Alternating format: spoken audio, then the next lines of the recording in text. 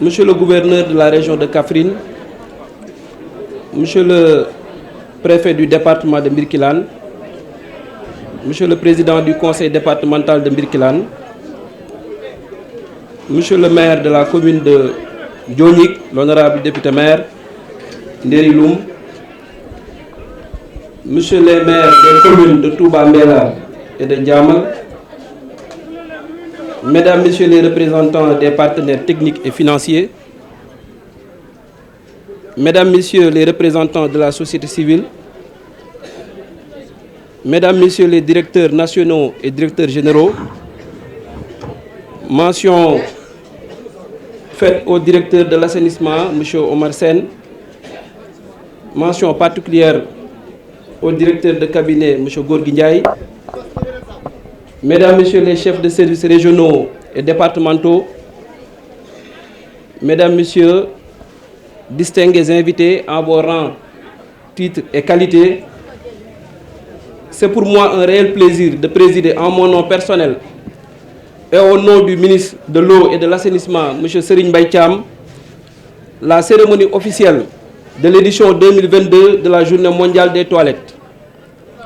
Comme vous le savez, la célébration de la Journée mondiale des toilettes est partie d'un constat, celui de voir plusieurs milliards de personnes dans le monde, notamment dans les pays en développement, sans toilettes adéquates. Il s'agit, selon le rapport conjoint OMS-UNICEF 2021, de près de la moitié de la population mondiale, environ 3,6 milliards de personnes qui n'ont pas accès à des services d'assainissement hygiénique. Ces personnes utilisent des installations dites élémentaires, limitées ou non améliorées, qui n'éliminent pas les déchets en toute sécurité ou qui font recours à la défécation en plein air. L'UNICEF estime que 494 millions de personnes dans le monde sont dans cette situation. Or, avec les matières laissées en milieu ouvert, c'est tout le cycle de propagation des maladies d'origine fécale qui se déclenche avec ses conséquences sur la santé publique, le cadre de vie et l'environnement.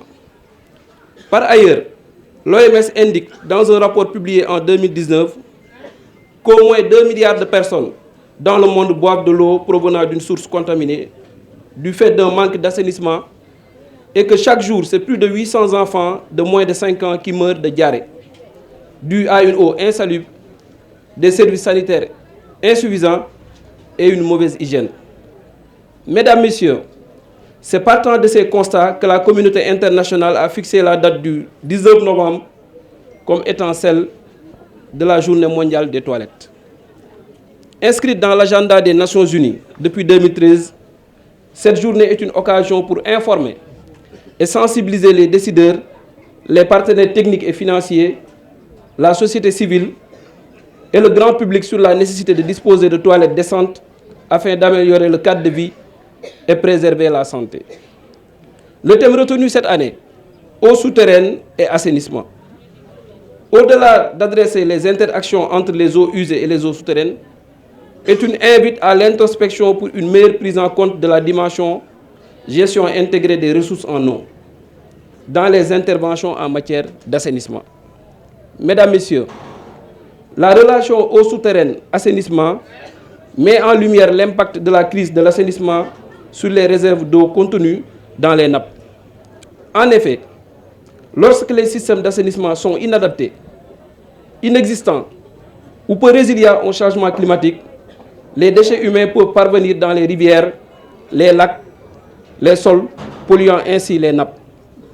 C'est parce que les eaux souterraines constituent 99% des ressources aquifères de la planète et fournissent plus de la moitié de nos usages domestiques qu'elles doivent être protégées contre la pollution issue des toilettes, de nos réseaux, de nos stations d'épuration, de nos stations de boue de vidange et des excréta de produits par la défécation à l'air libre.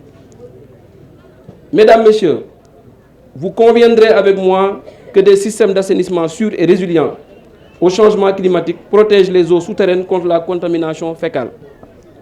Il est donc urgent d'agir pour un financement plus soutenu du sous-secteur. Cela d'autant plus qu'une étude de la Sanitation and Water for All a montré que chaque dollar investi dans le secteur de l'assainissement peut rapporter jusqu'à 4 dollars grâce au recul des maladies, aux gains de productivité et aux emplois créés tout au long de la chaîne de services. Avoir des toilettes à la maison, à l'école et dans les lieux de travail contribue certes à préserver la qualité de nos aquifères, mais elle contribue surtout à la santé, à la dignité, à la sécurité de nos concitoyens, notamment les femmes, les filles et les personnes vulnérables. C'est pour avoir compris cela que l'État du Sénégal a mis en place des initiatives avec l'appui des partenaires pour appuyer les ménages les plus vulnérables à disposer de toilettes adéquates. Des milliers d'ouvrages ont été ainsi réalisés permettant d'améliorer les performances du sous-secteur avec notamment le taux d'accès à l'assainissement rural qui est passé de 26,2% en 2015 à 50,7% en 2020 et celui de l'assainissement urbain de 56,7% à 74% à la même période. Parallèlement à ces initiatives, des campagnes de sensibilisation pour un changement de comportement ont été mises en œuvre à travers, entre autres, l'approche totale pilotée par les communautés ATPC, y compris dans la région de Kaffrine et dans la commune de Ndiognik.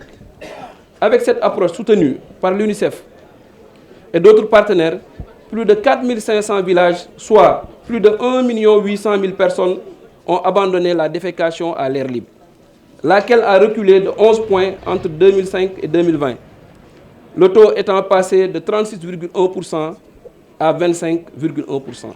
Mesdames, Messieurs, toutes ces initiatives adossées au PSE, en son axe 2, entrent en droite ligne avec les orientations des ODD 6.2 qui visent à assurer l'accès de tous dans des conditions équitables à des services d'assainissement et d'hygiène adéquats et à mettre fin à la défécation à l'air libre, tout en accordant une attention particulière aux besoins spécifiques des femmes, des filles et des personnes en situation de vulnérabilité.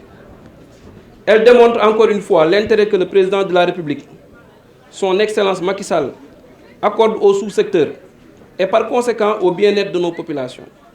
Cette volonté politique marquée se traduit par ailleurs par notre ambition de réaliser dans toutes les régions du Sénégal, d'ici fin 2023, 70 000 latrines. Mesdames, Messieurs, le choix de la région de Kaffrine n'est pas fortuit. En effet, le rapport de l'enquête ménage sectorielle de la NSD de 2017 indiquait un niveau de défécation à l'air libre de 38,7% pour la région et de 36,1% pour le département de Birkelane. C'est pour inverser cette tendance que l'État du Sénégal a mis en œuvre le projet sectoriel eau-assainissement qui a permis à 3 153 ménages de disposer de latrines familiales entre 2019 et 2022, y compris dans la commune de Kaffrine. Cela sans compter les blocs d'hygiène sensibles au genre et à la gestion de l'hygiène menstruelle réalisée. Il s'y ajoute la mise en œuvre de l'approche assainissement total pilotée par les communautés avec 260 villages qui ont abandonné la défécation à l'air libre entre 2018 et 2021, dont 31 à Ndiognik. Mesdames, Messieurs, il me plaît de relever, à côté des efforts de l'État, l'acte fort apprécié de l'entreprise Sénico, qui, dans le cadre de sa responsabilité sociétale d'entreprise, a permis à des ménages des villages de Boussolel-Peul et Tiawan-Lewe-Peul, que nous avons visités tout à l'heure, dans la commune de Ndionik, de disposer de toilettes améliorées avec un niveau de confort élevé. Je ne pourrais terminer sans pour autant remercier l'ensemble des partenaires qui appuient l'État du Sénégal dans son combat pour l'amélioration des conditions d'hygiène et d'assainissement de nos communautés. Vous me permettrez de citer ceux-là qui nous ont accompagnés dans l'organisation de cet événement. Je citerai IBP, de mon ami et frère Djibril Badiane, WaterAid, USAID, GGGI, UNICEF, World Vision, Delvic, Speak Up Africa, l'Association sénégalaise de normalisation, PACE. Mention spéciale aux autorités administratives de la région, avec à leur tête Monsieur le gouverneur. Toute notre gratitude à Monsieur le maire et aux populations de la commune de Ndionik pour cette mobilisation exceptionnelle. Le ministre de l'eau et de l'assainissement, par ma voix, vous transmet ses plus vives félicitations pour la parfaite organisation de la cérémonie. Je vous remercie de votre attention.